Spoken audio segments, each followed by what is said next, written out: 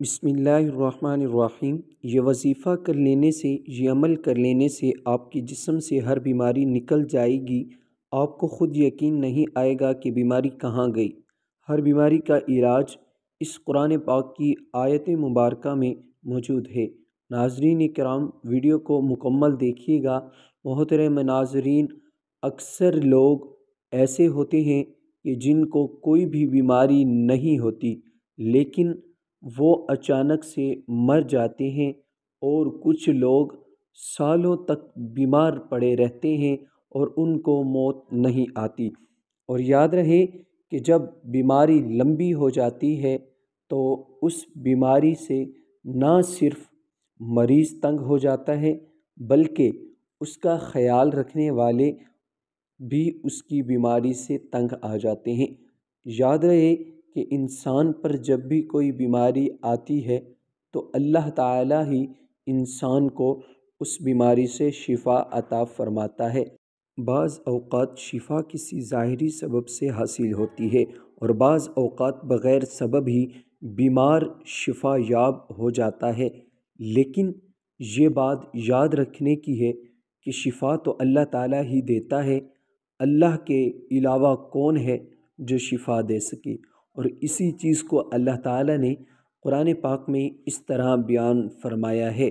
ترجمہ: اور جب میں بیمار پڑتا ہوں تو اللہ مجھے شفا بخشتا ہے۔ اسی لیے ہر مسلمان کے لیے ضروری ہے کہ وہ اپنی بیماری کے لیے شفا صرف اللہ تعالیٰ سے طلب کرے۔ یاد رہے کہ علاج کرانا منع نہیں ہے، لیکن علاج سے پہلے یہ ضروری ہے کہ نبی کریم صلی اللہ علیہ وآلہ وسلم کی تعلیمات کے مطابق اپنا علاج ان چیزوں سے کرنے کو کوشش کریں جن میں اللہ کے پیارے نبی حضرت محمد صلی اللہ علیہ وآلہ وسلم نے شفا بتلائی۔ یاد رہے کہ قرآن پاک کو خود اللہ تعالیٰ نے مومنوں کے لیے شفا بتلایا۔ یوں فرمایا کہ ہم نے اس قرآن کو مومنوں کے لیے شفا اور رحمت بنا کر اتارا ہے۔ لیکن افسوس کہ ہم لوگ قرآن پاک سے دور ہو چکے ہیں۔ آج کی ویڈیو میں آپ کو قرآن پاک ہی سے ایسا وظیفہ بتانے جا رہا ہوں کہ جس وظیفے کی برکت سے آپ کے جسم کے اندر کوئی بیماری نہیں رہے گی، ہر طرح کی بیماری سے آپ کو نجات ملے گی۔ یہ عمل بہت ہی پیارا عمل ہے جو کہ قرآنی عمل ہے۔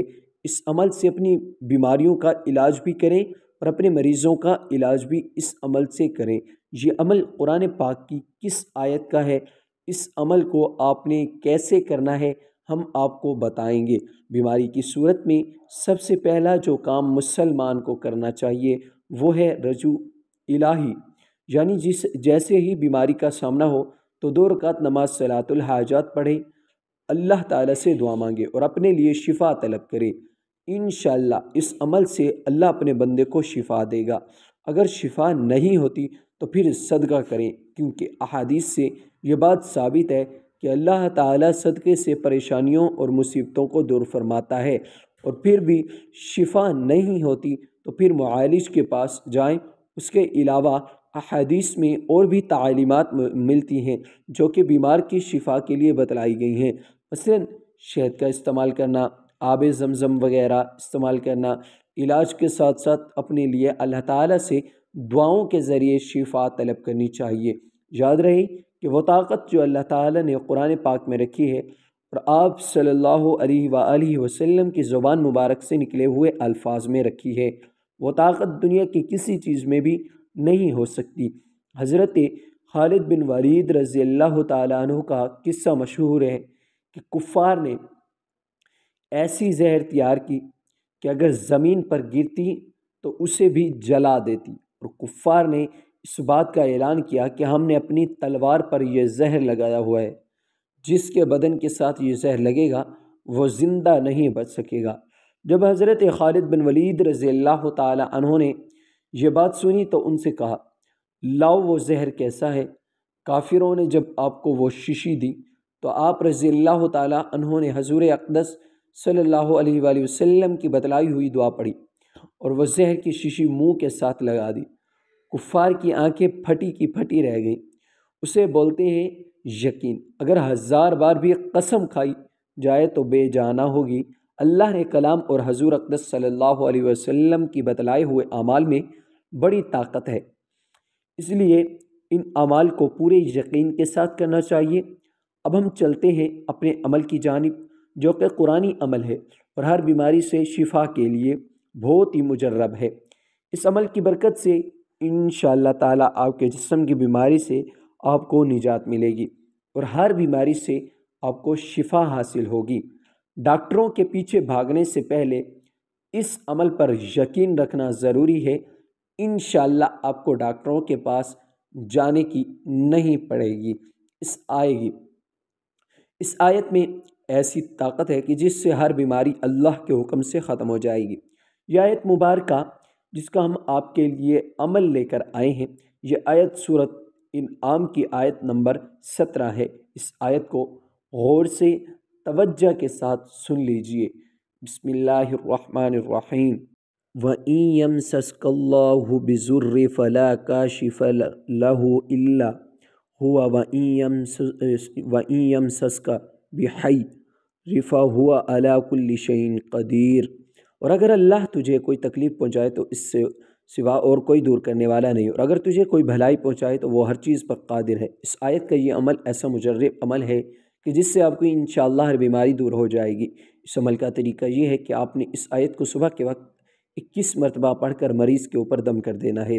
اگر مریض خود پڑھ کر اپنے اوپر دم کر دے تو زیادہ بہتر ہے، ورنہ کوئی بھی ایک اس آیت کو پڑھ کر مریض کے اوپر دم کر سکتا ہے۔ اور اس آیت کو آپ نے 21 مرتبہ شام کے وقت بھی پڑھنا ہے۔ اگر آیت سمجھ میں نہ آئے تو کمنٹ میں پوچھ سکتے ہیں۔ اور مریض پر دم کر دینا، اس عمل کو شروع کرنے کے بعد آپ ملاحظہ کریں گے کہ مریض کی حالت بہتر ہونا شروع ہو جائے گی۔ انشاءاللہ آہستہ آہستہ آپ کے مریض کی بیماری ختم ہونے لگے گی۔ بس اس عمل کو آپ نے پورے یقین کے ساتھ کرنا ہے اور اللہ کی ذات پر مکمل بھروسہ کرنا ہے۔